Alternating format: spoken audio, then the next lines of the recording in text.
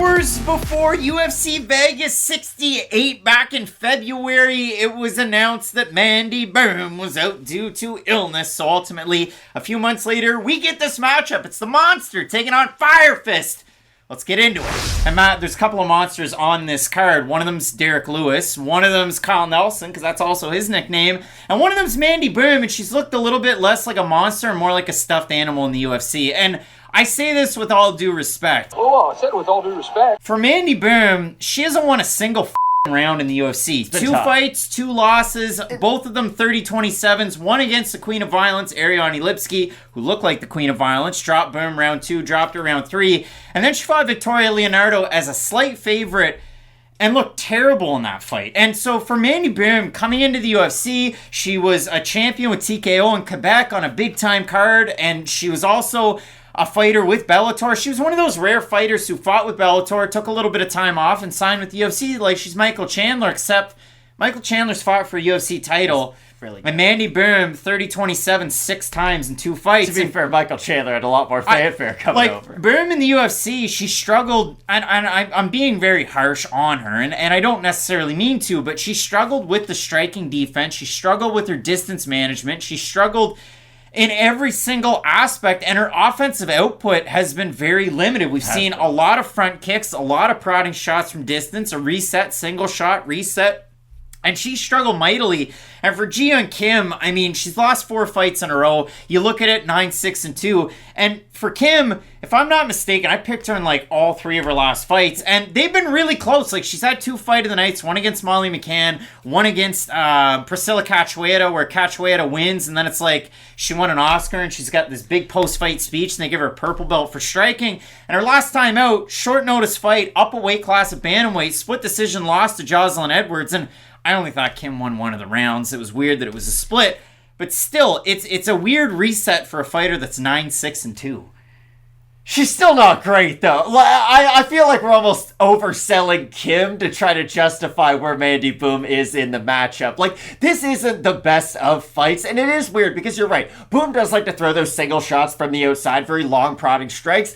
Kim moves a lot on the outside, though. Like, probably way too much, for being completely honest, because she's not someone who likes to sit down on a lot of her shots, and that could make for a bit of a stale view. We could just see Bohm standing there being the more stationary of the two. She doesn't have overwhelming power by any means, so you're not really worried, oh, if Bohm lands one, down goes Kim. But I could see a world where Bohm maybe outstrikes her from the outside. Not a chance. I'm only making that as the one potential way for her to win this fight. I agree with you. I don't think she really has a chance in this match, because the one thing I will say about Yeon Kim, even though she is 0-4 in her last 4, there's always one thing in her fights that can be taken away as a bit of a positive. The problem is she can just never keep it going consistently in any of her matchups. Like, sometimes her boxing will look really good, and then she'll get into a bit of a period where she's not really doing anything, kind of winning on the outside, using too much movement. That's been the issue with Kim. It's been her lack of ability to really string a lot of success together in an individual matchup. But I will definitely say that there's been a lot more positives to draw from Kim in her losses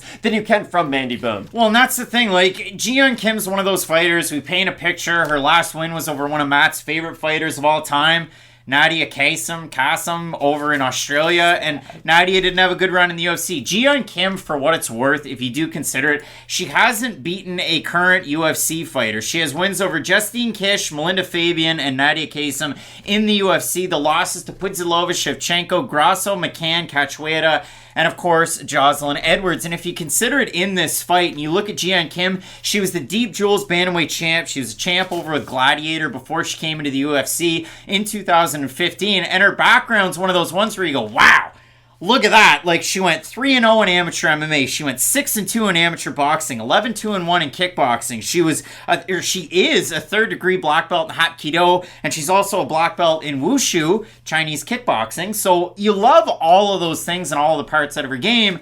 But for Kim, I mean, she hasn't won a fight since that one against Nadia over 3 years ago. For Mandy Bohm, she hasn't won a fight in almost 2.5 years over with Bellator. So for me, when I look at their fighting styles, it's just a lot more volume and better boxing out of Yeon Kim. And for Mandy Bohm, she's got to get out to a fast start, and I haven't seen it in a really, really long time. And the level of competition that Böhm was beating over with Bellator, TKO, and GFC or GMC before that, I mean, like, that's a strong-built truck. But when you look at it, like, Böhm, I don't know. I don't think she wins this fight. I've never made a video this way. I don't see her winning this fight you really at all. got fired up about Mandy Bohm. The thing is, Yeon Kim's 0-4 in her last 4. Like, she's not fighting a good fighter in this. Mandy Bohm isn't. Like, Yeon Kim might show flashes of positives in some of her matchups, but again, she has not been able to put that whole package together for years now, and she is 33, so she's kind of running out of time to really be able to put together the whole entire game plan. It's not like her best years are ahead of her. Like, if anything, she's in her prime right now, and she hasn't really been able to show it. So, I have Yeon Kim in this matchup, but again, she has not wowed me up until this point whatsoever. No, so now that we're kind of updating this fight, the one thing that scares me is Mandy Bohm over on Instagram. Is she training with one of the greatest striking coaches of all time? Black Cobra Striking System Zone. A man who doesn't like the right-hand sleeve.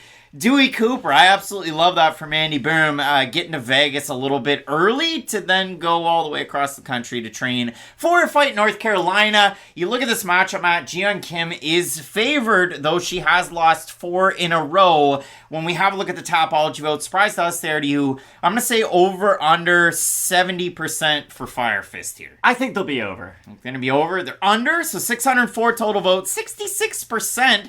With Yeon Kim, large majority by decision for both of these women. Matt, when you look at the matchup again, for Mandy Bohm, some questionable fights outside of the UFC. The Great Echo fight that we talked about, Jade Mason Wong, who we just talked about on the channel, because if I'm not mistaken, yeah, she fought Jamie Lynn Horth. But if you look at Bohm in the UFC, kind of some lackluster performances of late. You could say that for both of them, even though I think Kim should have won some of the ones that she lost. When I'm looking at a matchup like this, I still like what I've seen out of Yeon Kim. She's kind of had those Instagram pictures of her cross-training with the Jackson Wink guys. Her hanging out with Walt Harris and John Jones. Just a fun combo there. But when I'm looking at a matchup like this, Matt, I think with Yeon Kim, I know that she has all those medals and all the martial arts to mix a lot going on her wall, but I will take Yeon Kim in the matchup. I also have Kim in the matchup. Again, a loss for her, that's probably it, you'd imagine. But again, like you had mentioned, if not should have won some of those fights, there have been a lot of positives in those losses. You can't just look at the red on Tapology and assume, okay, she got washed for all 15 minutes of all those fights. So I agree with you. I also have Fire Fist in the matchup. Both of us going with Yeon Kim to win the matchup. Let us know down below in the comments section who you have. 13 total fights on the card, headlined by Rozenstruik and Almeida. You're not going to want to miss any of it. Keep locked in with Fight Night Picks. We always say, let's get into it.